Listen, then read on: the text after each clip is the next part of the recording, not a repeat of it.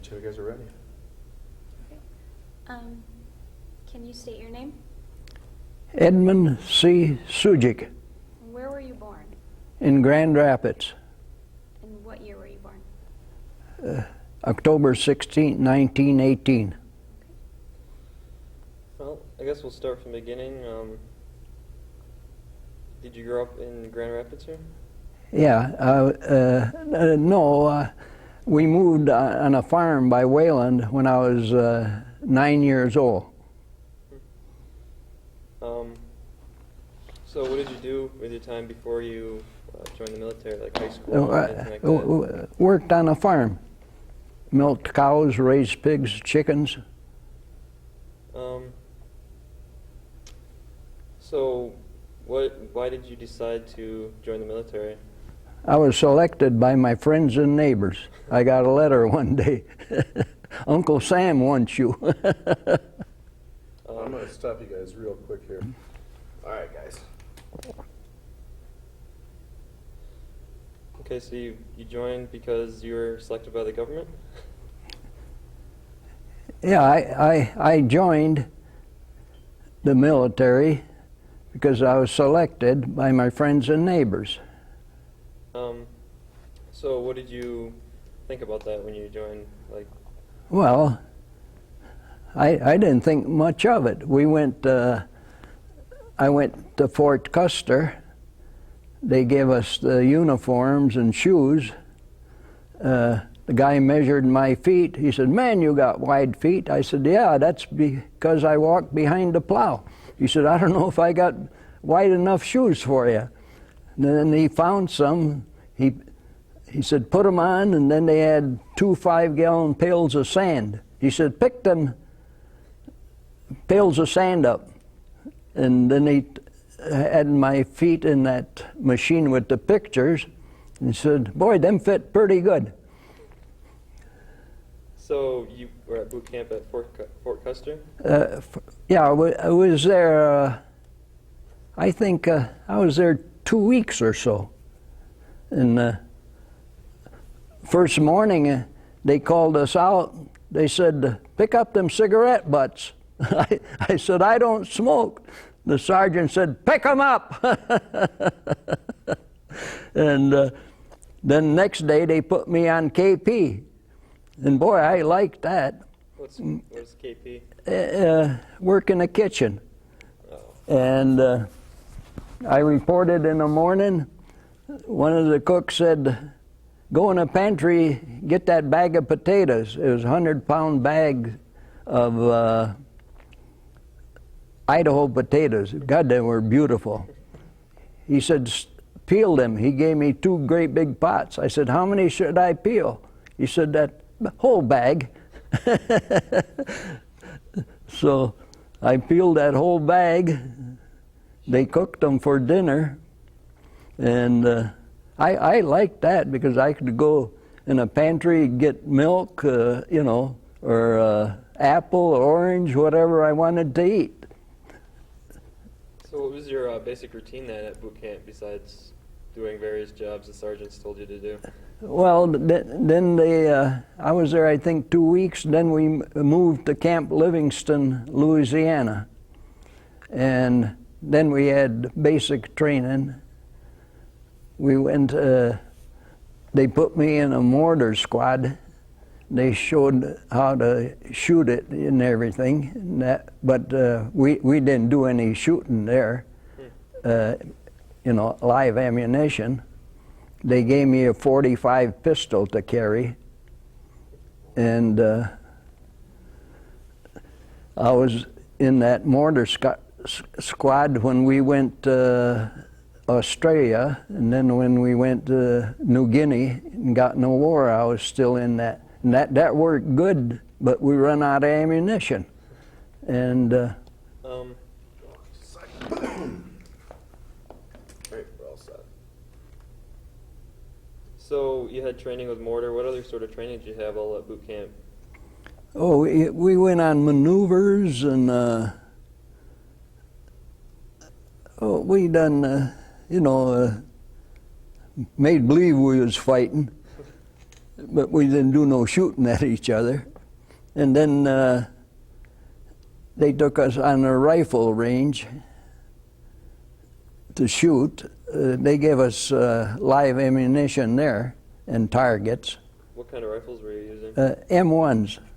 That was a nice rifle. I'd like to have one of them for, I don't go deer hunting, but it'd really be nice for deer hunting. And I think it's a lot better rifle than they got now. When you were at boot camp, did you go with anyone that you knew beforehand, or was it totally new people and new experience for you?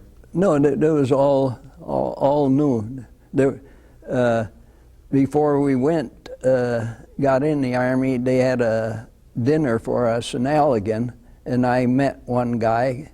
We sat together, ate together there, and we went to Kalamazoo together for a physical, and they turned him down. There was something wrong with his back. He was a truck driver. He had his own truck. He sold the truck, and boy, that guy practically cried when they turned him down. And I never seen him after that. I didn't get his address where he lived, so I couldn't write him a letter or anything.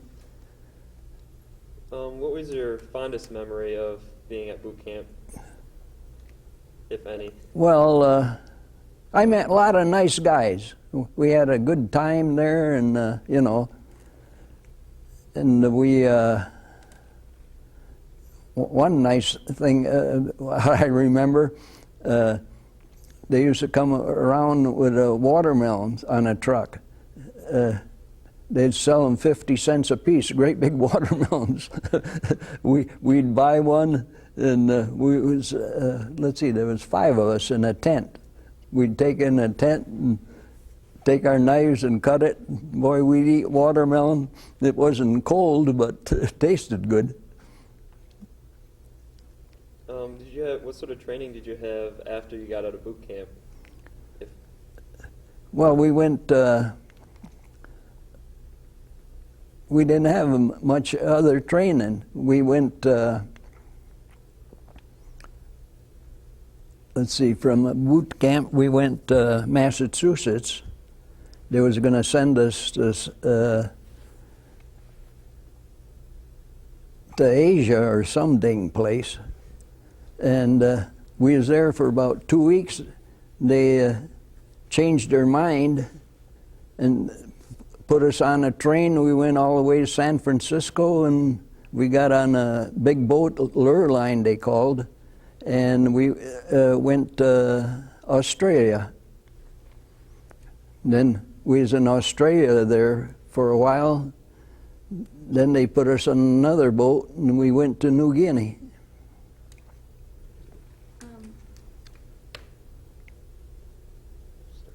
When you were in Australia, did they give you any tips about the fighting in the South Pacific?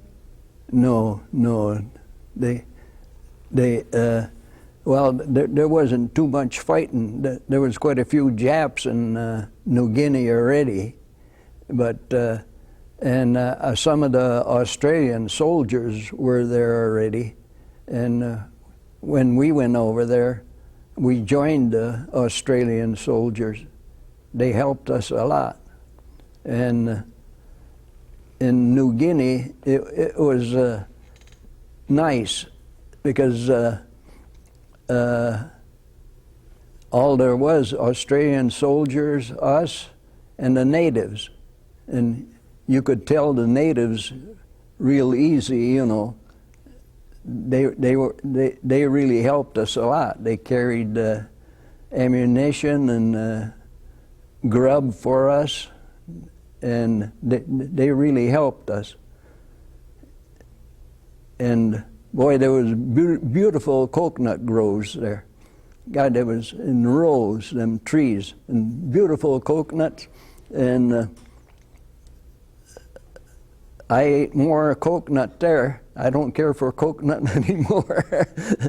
I ate coconut for breakfast and drank that milk out of them coconuts. We'd ask them natives to get us a coconut. They'd climb up the trees they didn't wear shoes. They'd go up that tree, knock them coconuts down. They had like our machetes, and they'd bring it down and skin it for us. They was really good. Did the Australian troops treat the American troops with respect, or did you guys get along? Did what? Did the American troops and the Australian troops get along? Oh yeah, we got along real good. Yeah, yeah. They taught us a lot too about fighting.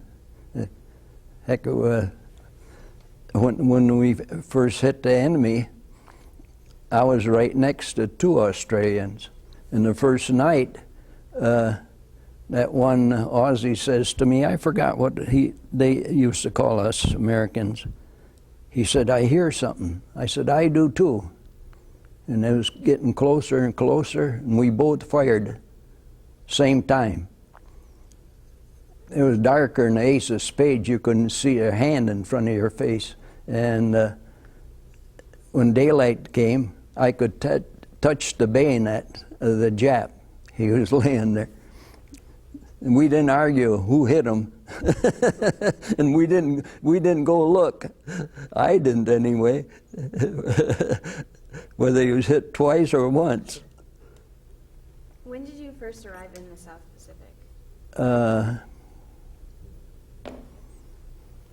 It's in that book. It was in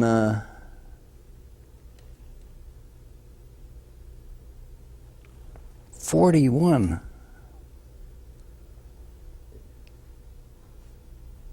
It was, I think, May 16th or something, 41.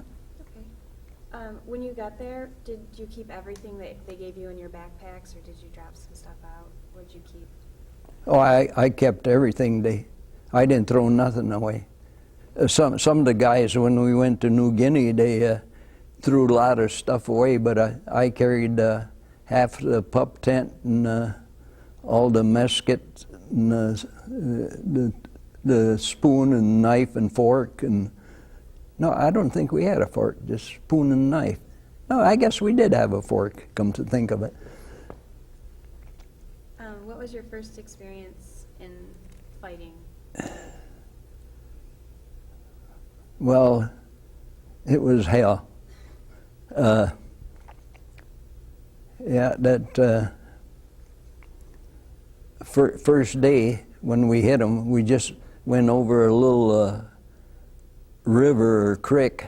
It was about knee deep, and we just got in a banana grove, and the Japs started fighting or firing. So we dug a hole. I was looking for a place where the banana leaves was an opening, put our mortar in.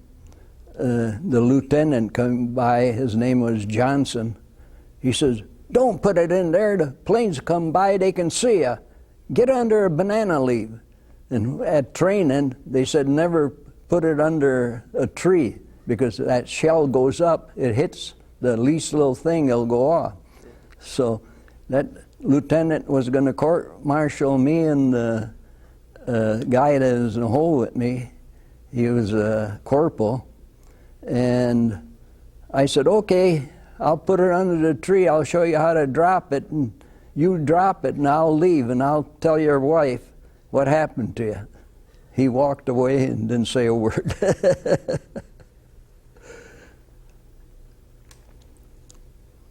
Can you describe like the South Pacific to me, like what it sounded like, what it smelled like, what was it like over there? Well, I liked it there. It was warm. Some of the guys, they got blisters on their feet, and they was really, you know, taking it hard. But I was used to warm weather on a farm, and like in the summertime, you know, doing haying and everything, and it didn't bother me. I liked it. It rained every day in New Guinea there in the afternoon. Like we'd take a shower in the rain. What did you think of the rain day in and day out? How'd you guys deal with that? It didn't bother me. Some of the guys it bothered, you know, and there was they called ticks too. They'd get on your legs and get in your skin, and boy, some of the guys they'd scratch. But I had a little bottle of alcohol, and they gave us a thing with it was a compass on top with matches. I had matches. I'd light a match and touch that tick, and it'd back out. Then I'd take the alcohol and just rub it on my legs, and it'd heal. You know, I didn't have no trouble at all. What other sort of problems did you have, like with insects or any of the other natural surroundings? Oh, I don't know. I didn't have much trouble. Like when we was walking once there, I was looking around and I found a little ripe pineapple growing there. So I picked it and cut it.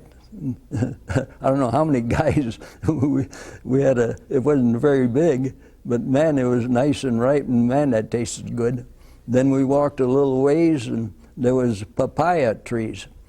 So I picked one of them, cut it open, took the seeds out and started eating it. One guy says, "Geez, Ed, you could live out in the jungle and live off the jungle." He said, "How does that taste?" I said, "Tastes good. Do you want to taste it?" And I loved them things.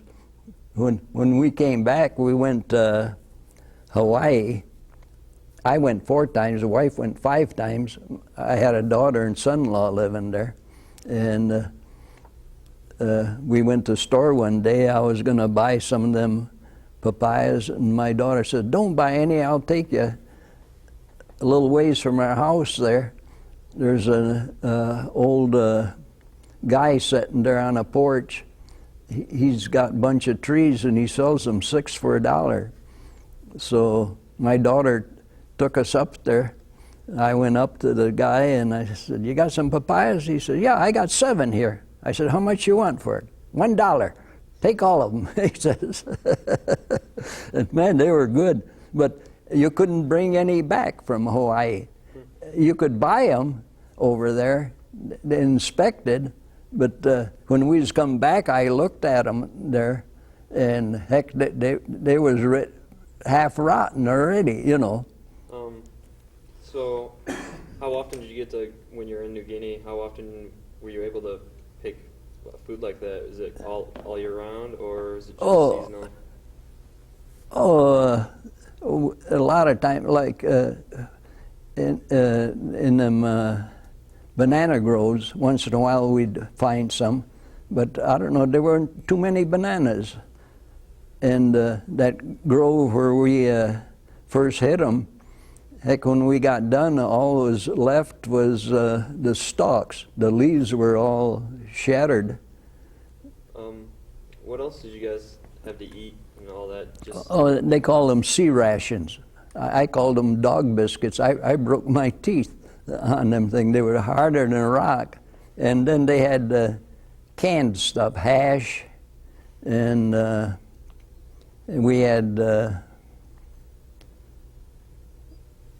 cans of meat.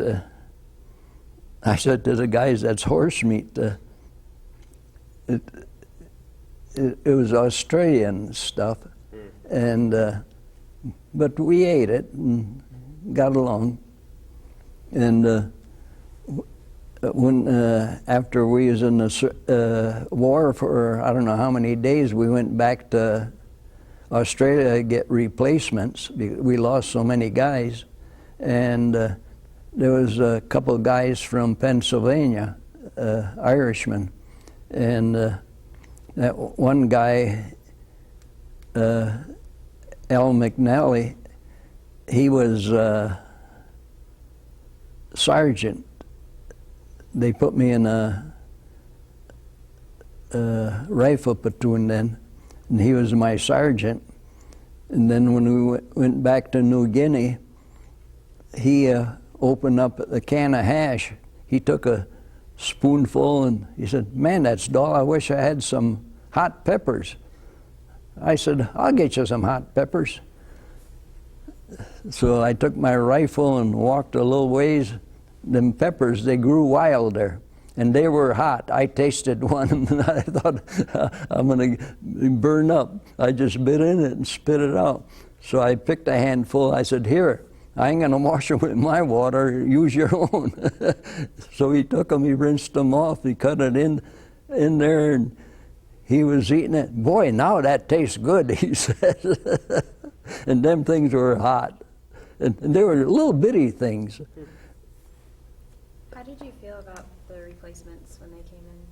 Did you like them? Get The replacements? Yeah. Oh, we got along real good. Yeah. Did you guys have any trouble at all, like when you were in New Guinea? Was there any problems with other people in your outfit, or? No, heck, everybody got along real good. I wrote a letter to my cousin here in Grand Rapids. He worked for Quimby Cane Paper Company, and I wrote it on Australian toilet paper. That Australian toilet paper was like that paper they use in Michigan, wrap meat in. And we had instant coffee, so I wet my finger and took coffee and I put it on that toilet paper. Then I wrote a letter on it. I said, Jack, things are rough over here. I dried this though before I wrote the letter. I sent it to him. There was girls working in the office. He showed that letter to everybody, and about a week later I got a package from Grand Rapids with toilet paper and writing paper, pens, pencils. How often did you get packages in mail while you were over there? Oh, and they send them quite often. Sometimes they brought them right to the front lines. And we'd open up, you know, and divide it between the guys if there was something to eat. And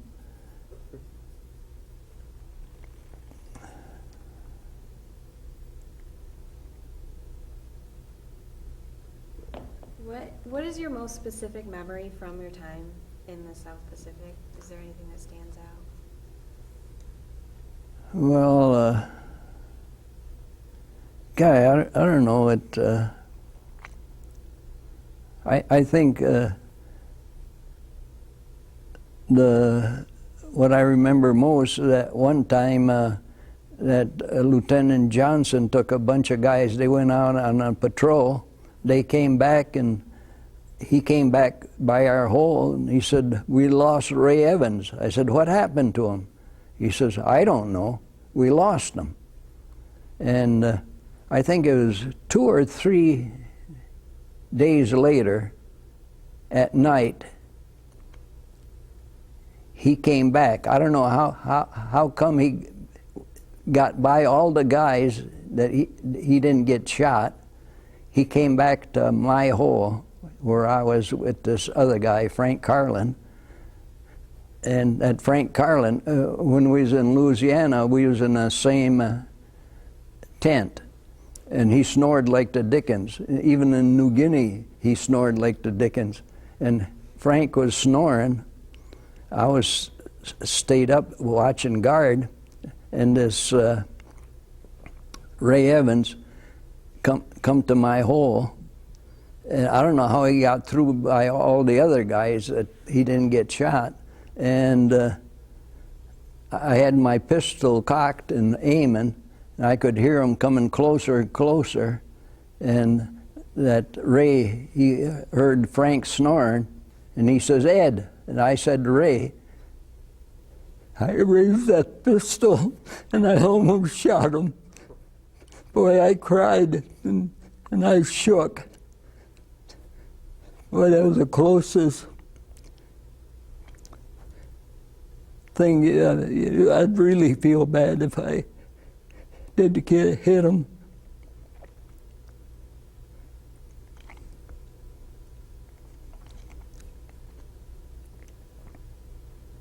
So,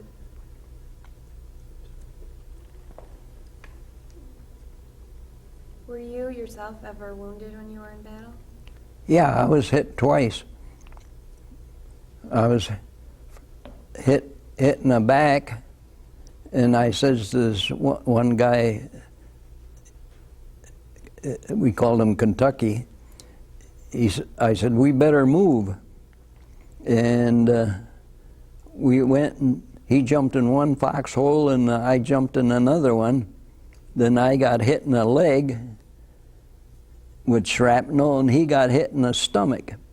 And the medic, Frank Yakubuski, he lives a block away from me now. He was our medic. He dug in my leg. He had a Boy Scout knife. He said, heck, Ed, I can't find nothing in there. And he put some stuff on there and a Band-Aid. And this Kentucky, Frank looked at him and he started putting some stuff on. And this Kentucky said, Frank, you don't have to put nothing on there. I'll spit some of this tobacco juice on.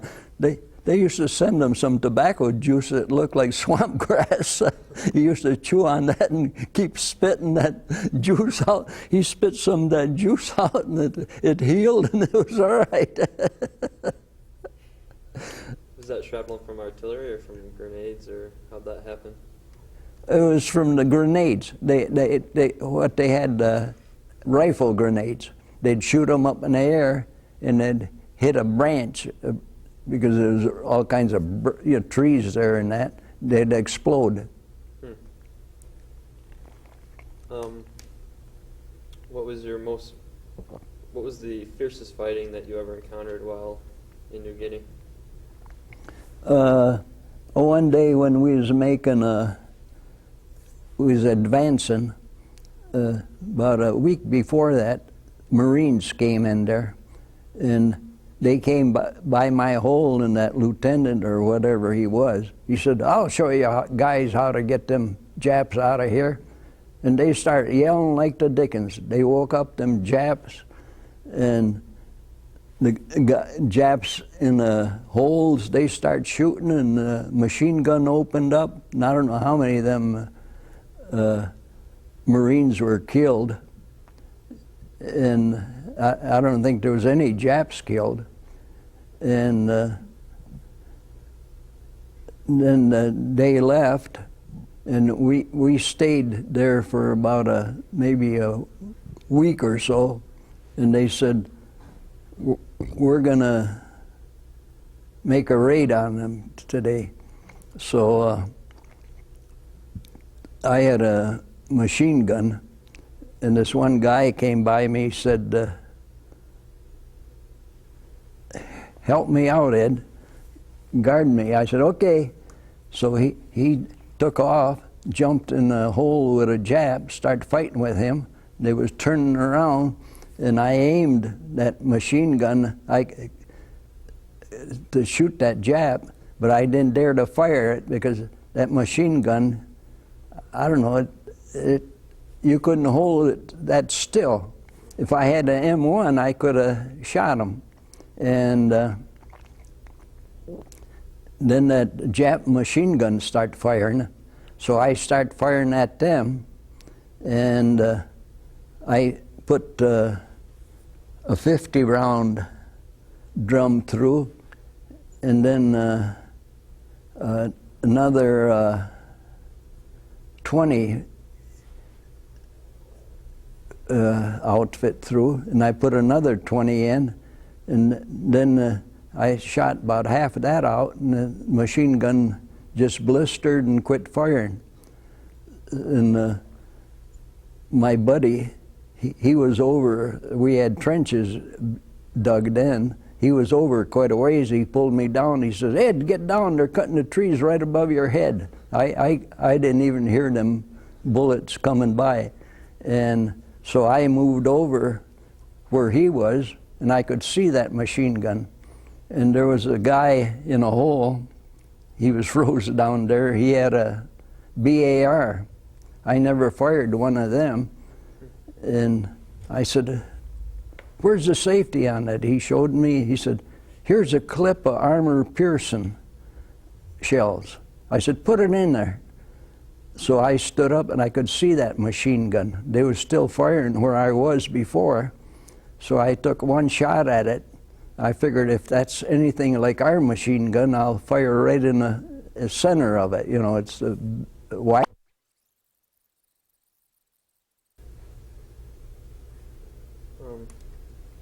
So, what battles were you at? Which major battles were you in the Pacific? Just within New Guinea or wherever? What battle was it? Yeah.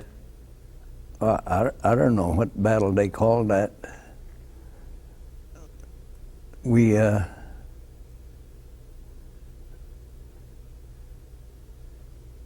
was just fighting. I don't know what they called it. You're in New Guinea. Did you have any other combat experience after you were in New Guinea, or? Well, I got malaria. I was in a hospital several times in New Guinea, in the field hospital, and in Australia. And then when I came home on a furlough, I got malaria, and I went to Fort Custer. I was in a hospital there, I think 11 or 12 days. Did a lot of other guys that you were with catch malaria too? Oh yeah, everybody got it. How accessible, like if you got it in the front, how long before you could actually get treatment for it? How long did you have to stay out there before you could get treated? Well, you had to be pretty sick before you'd, go to a hospital. And but then they gave us, they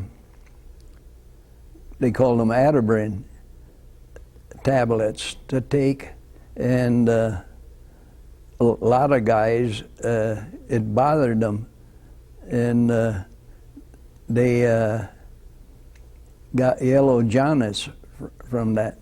They'd turn yellow and that, but that didn't bother me. I kept taking them, and it didn't bother. And then they gave us some vitamin pills, and I'd take one of them. They were in brown bottles, and they never stuck together, from the heat. I'd take one a day of them. I don't know what was in them. So one day, I thought, I'll just bite in on one. And boy, I bit in it, and I spit it out. It tasted like a rotten egg. Man, that was rotten. And I thought, holy smokes. Can you describe the Japanese soldiers? What did the troops think of them? Did they what? What did the troops think of the Japanese soldiers? What were they like? Oh, gee, I don't know. I couldn't smell them, but the natives could. There was something about it. When we landed in New Guinea there, we was on a big boat, and then they put us on what they call landing craft, and the Navy shelled the coastline there, and the planes came over and dropped bombs, and when we hit shore, the Japs, they must have got word and they left, but they was dug in there, man. They had like basements, and they had coconut trees cut down and made over the top, and all kinds of ground on top, and they was down there, but they was all gone. But I looked in one there, and there was bags of rice that they had.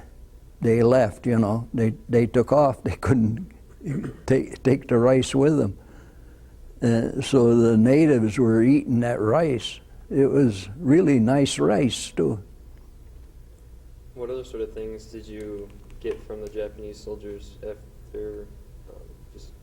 I didn't take nothing. A lot of guys, some of the guys told me that the Japs had a lot of gold teeth. They was knocking their teeth out, you know, taking the gold. I thought, gee whiskers. I didn't take nothing. There was, like, their rifles were nice and their swords and everything, but I just took care of my gun, and I didn't care for theirs.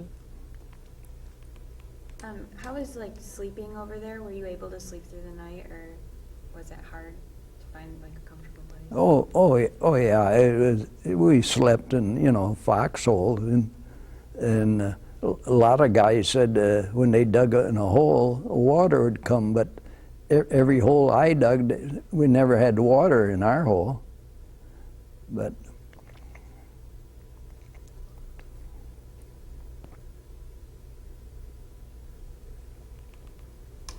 How did like when you would your troop or your whatever when you would lose a troop in there, how would you guys deal with that? Would you have like a moment of silence for them, or did you just keep going?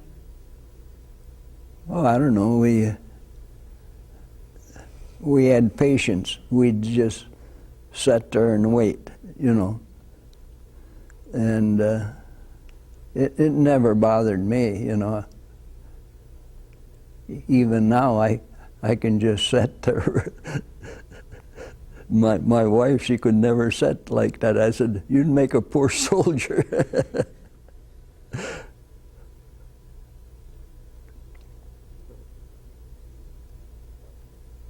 How did you feel how did you feel in the situation of when you first lost either killed or wounded one of your buddies? How did that affect you and the rest of your friends? Well, the first day we wasn't in combat an hour. We lost one guy. He joined the Army. He was in the Army Reserve. He was 17 years old. He got killed. And then the same day, my buddy from not Traverse City, but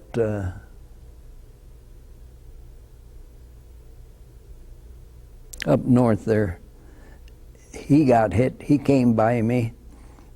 His jacket was tore and he was bleeding like a stuck hog. He said, "Z, I'll see you in a month or two." And he did come back.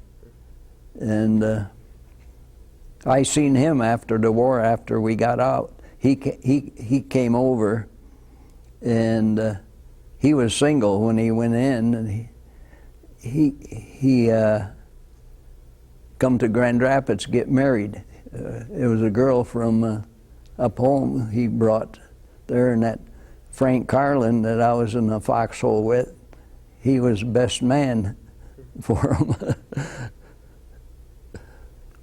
Did you get along with your generals and lieutenants well? Did I what? Did you get along with your generals well? Oh yeah. Oh yeah, we all got along real well.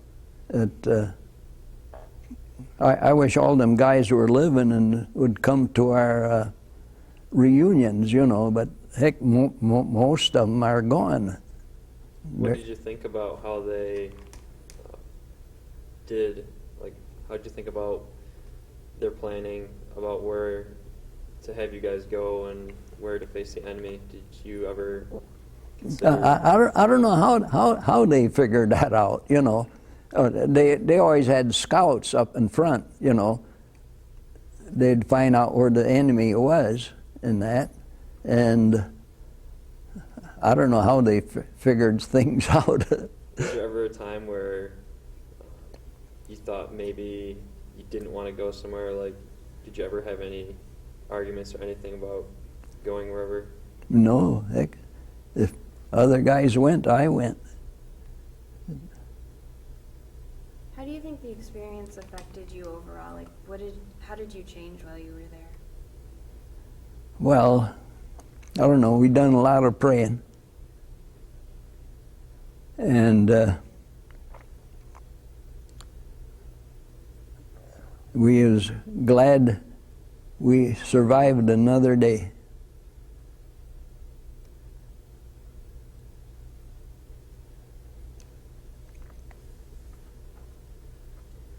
So, how long did you have any idea how long you might be fighting there in the Pacific?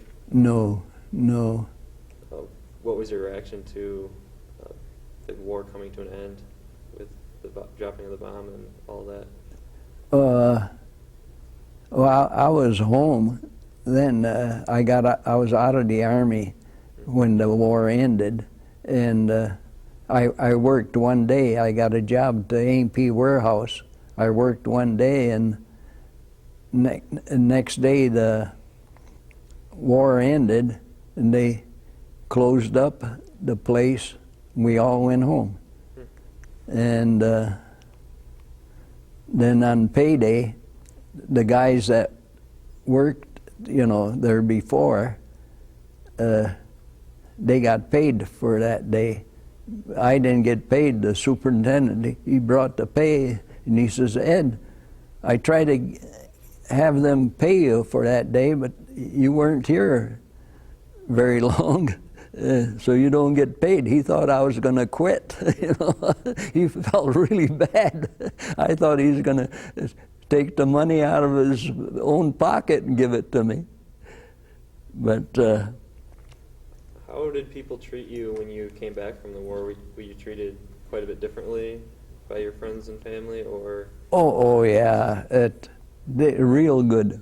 When I went to Wayland, my niece was working in a seed store. I went in there, and the owner, he come and shook my hand. He said, "Ed, you're a hero."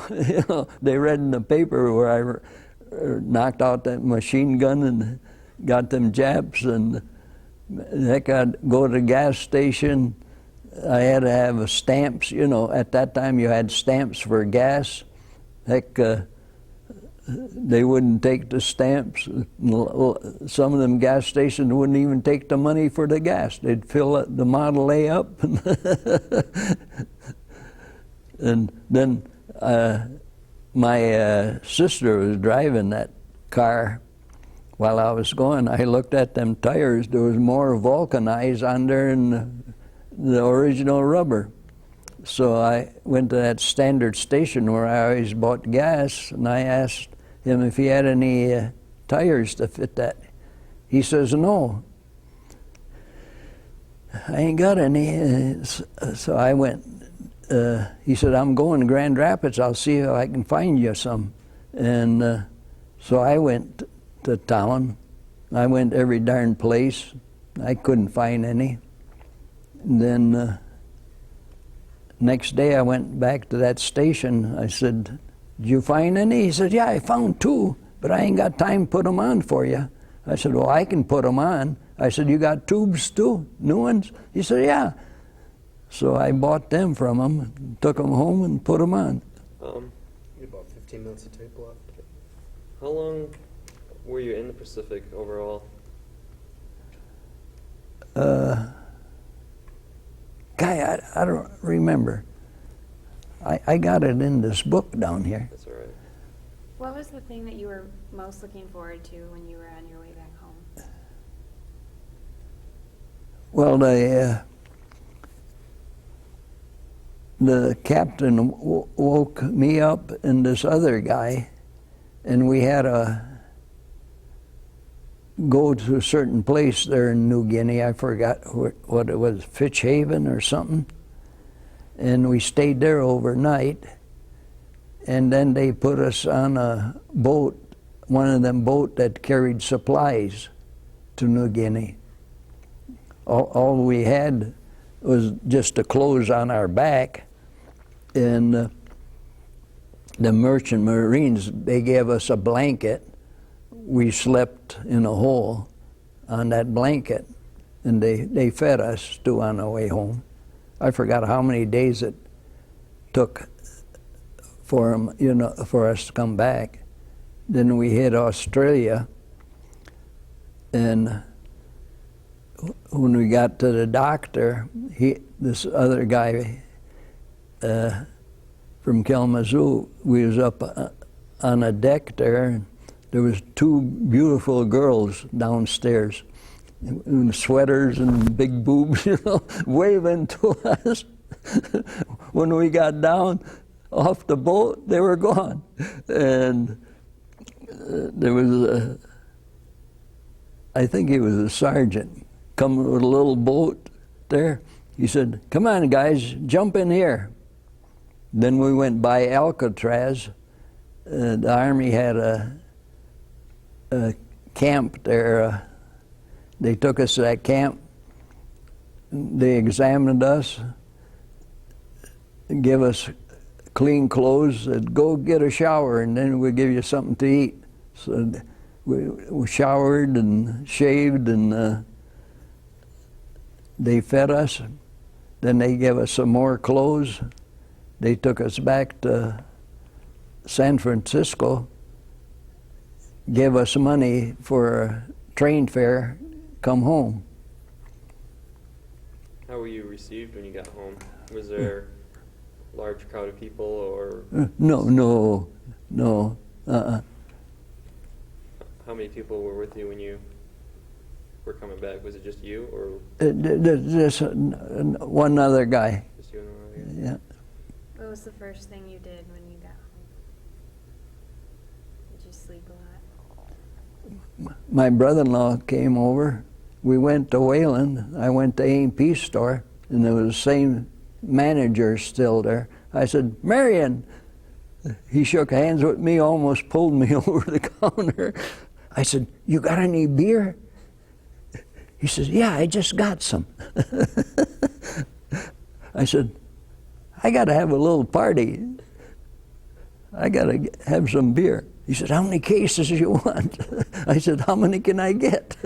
So I think he gave me 4 cases of beer. So, did you have a good party then? Was it? Oh yeah. Yeah,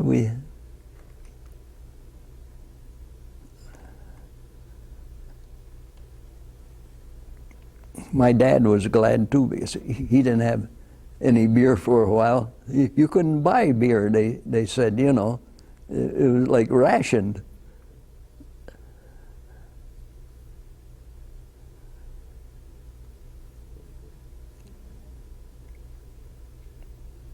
All right, I think we're You got it? all done, yeah.